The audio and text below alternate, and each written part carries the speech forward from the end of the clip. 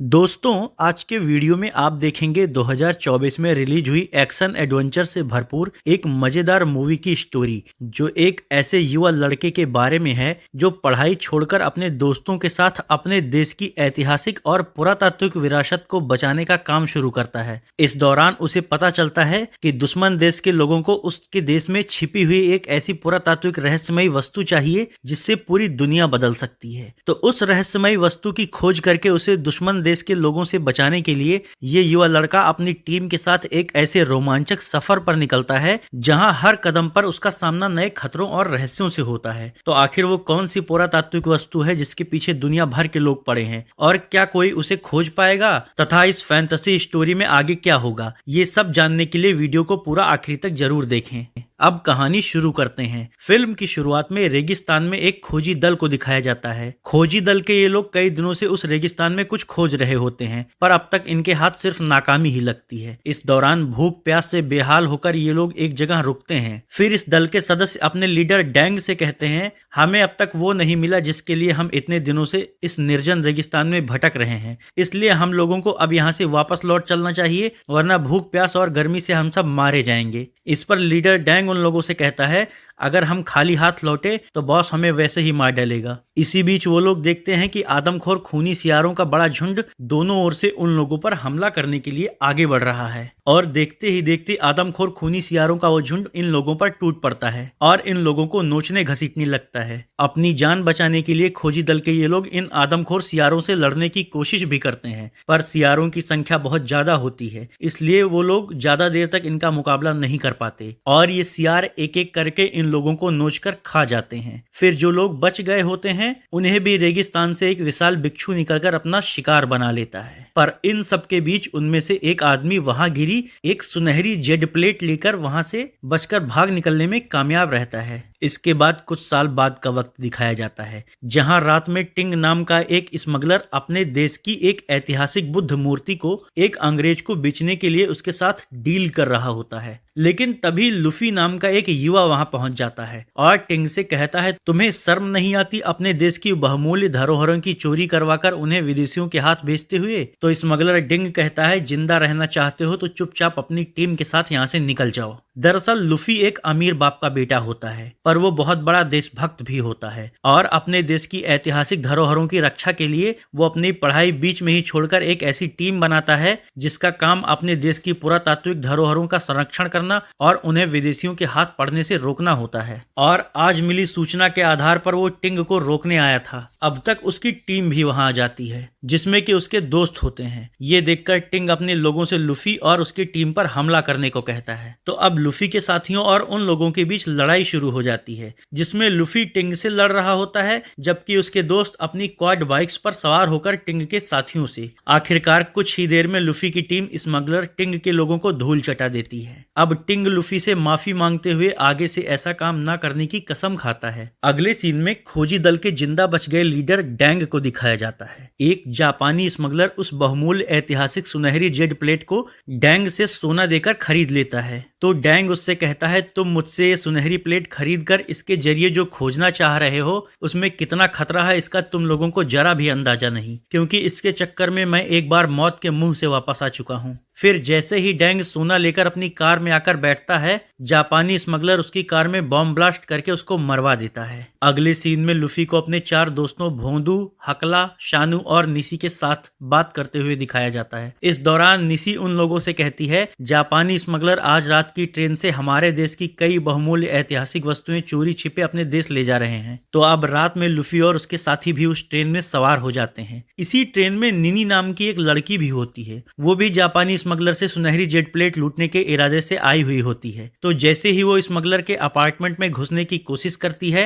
Luffy की उससे लड़ाई शुरू हो जाती है। इस बीच लुफी स्मगलर के लोगों से जेड प्लेट वाला सूटकेस छीन लेता है, तो निनी और जापानी स्मगलर के आदमी उससे भिड़ जाते हैं। अब तक लुफी के साथी भी एक्शन में आ जाते हैं और वो ट्रेन एक युद्ध का अखाड़ा बन जाती है जिसमें वो जेड प्लेट पाने के लिए कभी लुफी निनी से लड़ता है तो कभी जापानी स्मगलर और उसके लोगों से। इससे ट्रेन में अफरा तफरी मच जाती जाती है। इस दौरान लूफी स्मगलर के लोगों से निनी की जान बचाता है और फिर अपने साथियों के साथ क्वाड बाइक्स पर सवार होकर निनी को लेकर वहां से बचकर निकल जाता है। लेकिन बाहर निनी लूफी के सर पर गन लगा देती है और उससे जेड प्लेट वाला सूटकेस लेकर वहां से चली जाती है। फिर वो सूटकेस अपने अंकल हुओ को दे देती है, पर जब उसका अंकल हुओ वो सूटकेस खुलवाता है तो उसके अंदर सुनहरी जेट प्लेट नहीं होती। ये देखकर निनी चौंक जाती है। दरअसल लूफी और उसके साथियों ने ट्रेन में ही बड़ी चालाकी से असली सूटकेस को एक नकली सूटकेस से बदल दिया था, पर निनी इस बात से अनजान थी। तो अब हांग सुनहरी जेट प्लेट लाने के लिए फिर से निनी को भेजता है। इधर लूफी सुनहरी जेट प्लेट अपनी टीम के पुरातत्ववेत्ता को दिखाता है तो वो पुरातत्ववेत्ता कहता है ये सुनहरी प्लेट मिंग राजवंश की एक अनमोल ऐतिहासिक धरोहर है और इसके जरिए मिंग राजवंश के कई छिपे हुए राज सामने आ सकते हैं, जिनमें मशहूर मिंग वंश का खजाना और उस समय की कुछ दुर्लभ रहस्यमयी आविष्कार भी शामिल हैं। तो लूफी कहता है शायद इसीलिए जापानी लोग और वो लड़की इस सुनहरी जेट प्लेट के पीछे लगे हैं, क्योंकि उन्हें पता है इसके जरिए वो लोग कुछ ऐसा हासिल कर सकते हैं जिससे दुनिया बदल जाएगी। दूसरी ओर जापानी स्मगलर जब खाली हाथ अपने मालिक शिंतो के पास पहुंचता है तो शिंतो उससे नाराज होकर उसे गोली मार देता है। तभी शिंतो के लिए काम करने वाला एक समुराई लड़ाका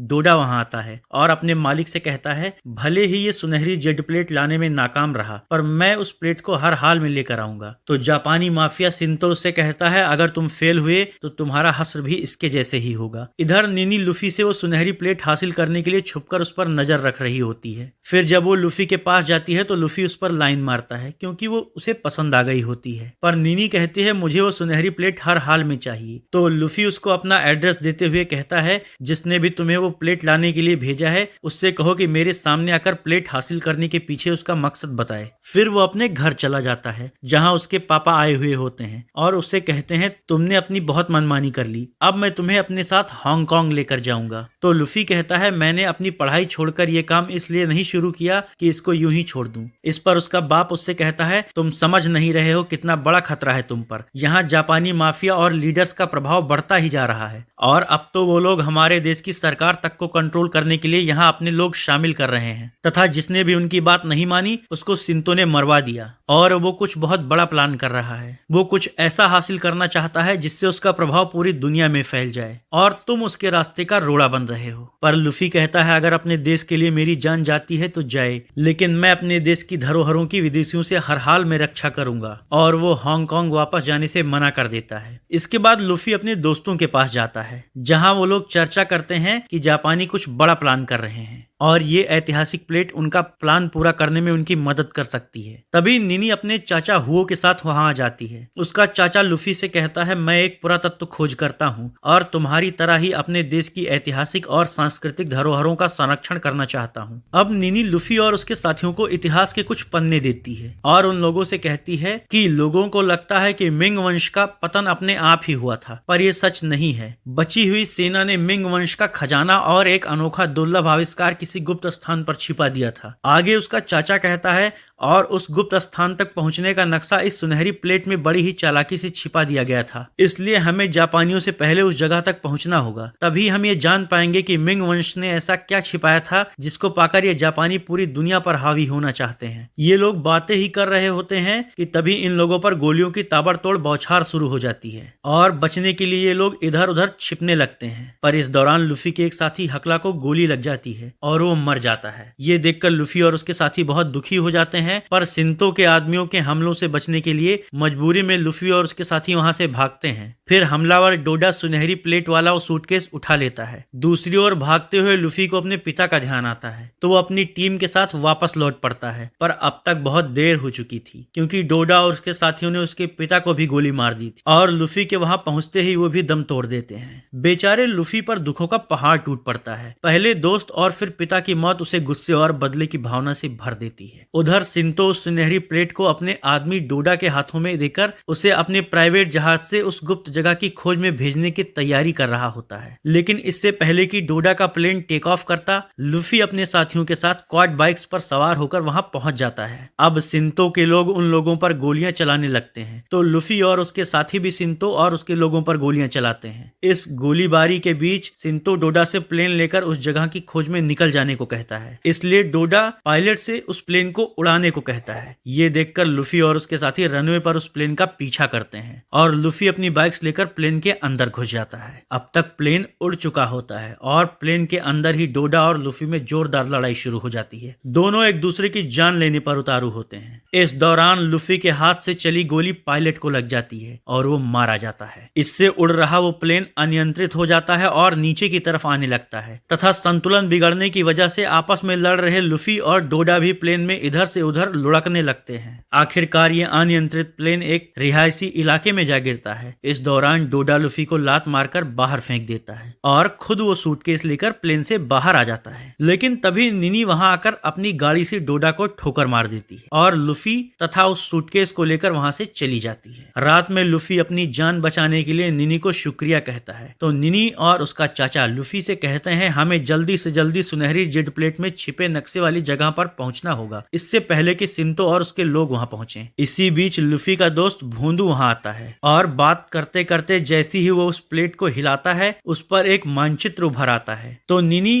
प्लेट पर उभरे उस मानचित्र को दुनिया के मैप पर रखकर देखती है जिससे उन लोगों को उस जगह का पता चल जाता है। अब अगले दिन निनी, लूफी और उसकी टीम उस गुप्त जगह की खोज में एक रोमांचक सफर पर निकलते हैं और उसी रेगिस्तान में पहुंच जाते हैं जहां फिल्म की शुरुआत में खोजी दल को दिखाया गया था। आखिरकार काफी दूर तक इस बीहड़ रेगिस्तान में आगे बढ़ने के बाद निनी कहती है प्लेट पर बने नक्शे के अनुसार मिंग वंश की वो गुप्त जगह यहीं कहीं होनी चाहिए थी, पर यहाँ तो दूर दूर तक कुछ भी नजर नहीं आ रहा। तो लूफी कहता है सभी लोग अलग अलग दिशाओं में जाकर खोजो पर ज्यादा दूर मत जाना। अब जैसे ही ये लोग आगे बढ़ते हैं वहां तेज रेतीला तूफान आ जाता है जिसकी चपेट में आकर ये लोग तिनके की तरह तितर बितर होने लगते हैं और फिर जब कुछ देर बाद तूफान गुजर जाता है तो ये लोग खंडहर हो चुके एक प्राचीन नगर के बीचों बीच पहुंच चुके होते हैं। ये देखकर भोंदू सभी लोगों से कहता है कि यह प्राचीन हुंगशा शहर है। निनी कहती है नक्शे के अनुसार इसी खंडहर शहर के पूजा घर में उस रहस्यमय गुप्त जगह तक पहुंचने का रास्ता होना चाहिए क्योंकि ये शहर प्लेग की बीमारी फैलने से तबाह हो गया था और लोगों ने जान बचाने के लिए एक विशाल पूजा घर का निर्माण किया था। इसके बाद वो लोग वहां दिख रहे एक हाल की ओर बढ़ते हैं पर तभी आदमखोर खूनी शियारों का झुंड वहां इकट्ठा होना शुरू हो जाता है और देखते ही देखते सियारों का ये झुंड चारों ओर से इन लोगों को घेर लेता है। ये देखकर वो सभी लोग अपनी अपनी बंदूकें निकाल लेते हैं लेकिन अब तक आदमखोर सियारों का झुंड इन लोगों पर टूट पड़ता है और इन लोगों को नोचने घसीटने लगता है। खुद को बचाने के लिए ये लोग सियारों पर ताबड़तोड़ गोलियां चलाते हैं लेकिन एक खूनी सियार वहां आतंक फैला देते हैं। इस दौरान निनी को खाने उसकी ओर बढ़ रहे सियार को लूफी मार गिराता है और लूफी के बाकी साथी भी सियारों पर गोलियां चलाना जारी रखते हैं पर सियारों की संख्या बहुत ज्यादा होती है इसलिए इन खूनी सियारों पर गोलियां भी नाकाफी साबित होती हैं और ये आदमखोर सियार इन लोगों का शिकार करने की कोशिश में लगे होते हैं। इसी बीच अपनी जान बचाने की कोशिश कर रहे लूफी के एक साथी पर कई सियार एक साथ टूट पड़ते हैं और उसे नोचने लगते हैं। ये देखकर लूफी और उसके बाकी साथी उसे सियारों के चंगुल से छुड़ाने की कोशिश करते हैं और उसको साथ लेकर वो सभी बचने के लिए वहां बने एक खंडहर हाल में घुस जाते हैं और अंदर से दरवाजा बंद कर लेते हैं। पर सियारों का झुंड वो दरवाजा खोलने की भी कोशिश करता है तथा अब तक कई सियार तो इस खंडहर हाल की दीवारों पर भी चढ़ जाते हैं। लेकिन इससे पहले कि वो सियार इन लोगों पर हमला कर पाते